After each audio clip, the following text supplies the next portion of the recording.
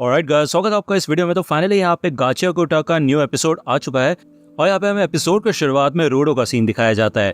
अब यार वो यही पूछता है कि कैसे यहाँ पे सारे के सारे जितने लोग मौजूद हैं वो सिर्फ यहाँ पे क्रिमिनल्स के बारे में सोचते हैं, फिल्थ के बारे में सोचते हैं और बस बिना कुछ सोचे समझे उन क्रिमिनल्स को पिट में फेंक देते हैं। लेकिन कभी ये नहीं सोचते कि जब वो नीचे पिट में गिर जाते हैं तो उनके साथ वहाँ पे होता क्या होगा। दुनिया भर की बातें करते हैं कि यार उसने गलत काम किया, उसे पता था उसके साथ यही होगा, फिर भी उसने ये चीज़ की और फिर बस भूल जाता है उसके बारे में। ठीक है ना। अब जैसे कि आपको याद होगा लास्ट एपिसोड के एंड में यहाँ पे रूडो को पिट के अंदर फेंक दिया था और जब वो यहाँ पे गिरा था तो यहाँ पे कुछ मॉन्स्टर्स आ गए थे। अब यार ये मॉन्स्टर्स ट्रैश से बने हुए हैं पूरी तरह से और यहाँ पे 3-4 मॉन्स्टर और आ जाते हैं भाई। मतलब टीम है भाई, बहुत सारे मॉन्स्टर है इधर। ठीक है भाई, इनके अंदर पूरा कूड़ा कचरा भरा हुआ होता है और बेसिकली उसी से ये लोग बने हुए होते हैं और भाई काफी बुरी तरह से इधर अटैक करना शुरू कर देते हैं रूडो के ऊपर। अब यार रूडो तो यहाँ पे थोड़ा सा पहले निराश हो जाता है लेकिन उसको याद आता है कि भाई उसको इतनी इजिली हार नहीं माननी है। ओके, उन्हें उन सब लोगों से बदला लेना है। तो ऑब्वियसली बात है यहाँ पे वो थोड़ा सा संभलता है। भले यहाँ पे वो एकदम परेशान हो चुका होता है। ये जो हवा होती है ना यहाँ की काफी ज्यादा पॉल्यूटेड होती है, उसके लंग्स यहाँ पे जलने लग जाते हैं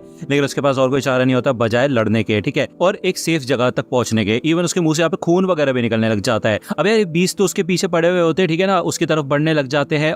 तभी यहाँ पे वो रेक्टो के बारे में सोचता है। उसको सोचते साथ ही यहाँ पे गुस्सा आने लग जाता है, जिसके बाद यहाँ पे हमें दिखाया जाता है उसके ग्लव्स में से थोड़ी एनर्जी सी निकलती है लेकिन वो तभी मिट जाती है।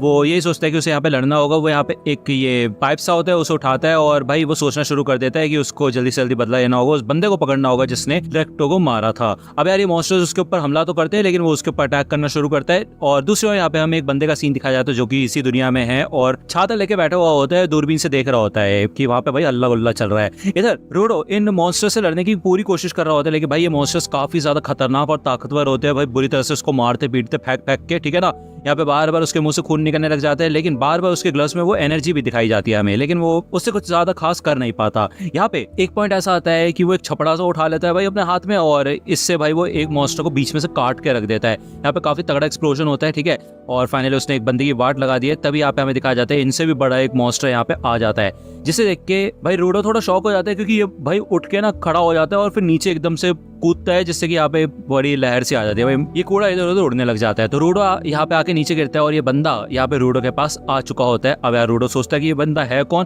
तो ये बंदा यहाँ पे उसको एक मास्क पहना देता है जिससे कि यहाँ पे आसानी से सांस ले पाता है रूडो। ओके, वो ये पूछता है कि क्या तुम यहीं पे रहते हो, तो ये बंदा भाई कुछ बोलता नहीं, बस ये अपने मुंह पे इशारा करता है कि चुप रहो चुप रहो, लेकिन रूडो बोलता रहता है और ये बार बार कहता है तो चुप रहो चुप रहो। ठीक है, रूडो कहता है भाई मैं तुम्हारी बात नहीं समझ पा रहा, बोलो तो ठीक से। तो ये बंदा गुस्सा हो जाता है, कहता है भाई क्या बोल रहे हो, क्या बकवास क्या कर रहे हो तुम, तुम्हें समझ नहीं आ रहा क्या, हम कोई अंडरग्राउंड में नहीं है, हम ग्राउंड से ऊपर है, समझे, तुम बेवकूफ हो, तुम सारे के सारे स्फेराइट्स, ये तुम लोगों ने सारा कूड़ा कचरा यहाँ पे नीचे फेंका हुआ है और देखो तुम्हारी वजह से उस मॉन्स्टर ने हमें सुन लिया। तो बेसिकली मैं तुम्हें सिंपल सी बात बताऊं, ये मॉन्स्टर्स यहाँ पे आवाज से अट्रैक्ट होते हैं, इसी वजह से यहाँ पे वो चुपचाप धीरे धीरे बोलने के लिए कह रहा था। ठीक है, लेकिन रूडो तब से चिल्लाया जा रहा था लेकिन उल्टा यहाँ पे अब यही बंदा खुद चिल्लाने लग गया। ठीक है, और अभी भी रुक नहीं रहा है ये बंदा, तो ये सारे मॉन्स्टर्स की तरफ बढ़ना शुरू कर देते हैं। ओके, ऑलमोस्ट यहाँ पे उसकी वाट लगाने वाले होते हैं लेकिन तभी हमें दिखाया जाता है कि इस बंदे का छाता भाई चमकने लग जाता है एनर्जी से और एक अलग ही टाइप का वेपन बन जाता है भाई, और ये छाता भाई बुरी तरह से घूमना शुरू हो जाता है। ये जो मॉन्स्टर्स के ऊपर अटैक करता है ना, मॉन्स्टर के चिथड़े उड़ जाते हैं। हमें दिखाया जाता है कि ये मॉन्स्टर फिर से हील नहीं हो पाता, इसकी ऐसी तैसी हो जाती है। भले पिछला वाला जो अटैक रूडो ने किया था उसमें वो मॉन्स्टर हील हो गया था,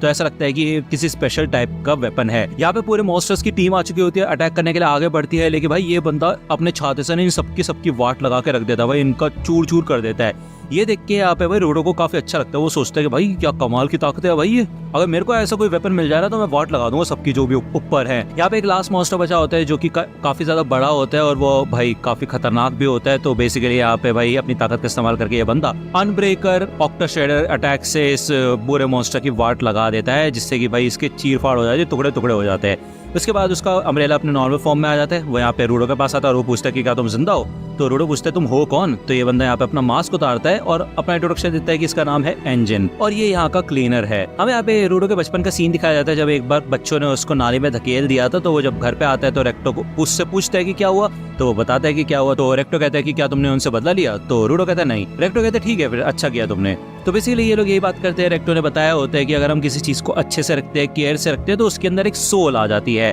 भले यहाँ पे रूडो ने अपने दोस्तों से कहा था कि चीजें जिंदा हो जाती है, इसी वजह से वो लोग उसका मजाक उड़ा रहे थे।